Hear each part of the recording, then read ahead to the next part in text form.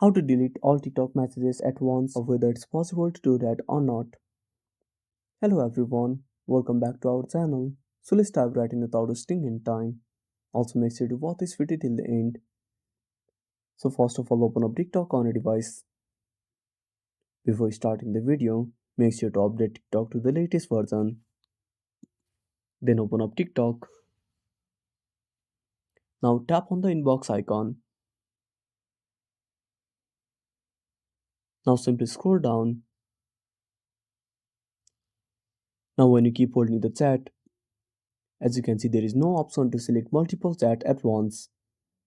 The only option you can get is delete, report, block, and mute. So, unfortunately, on TikTok, you cannot delete all messages at once.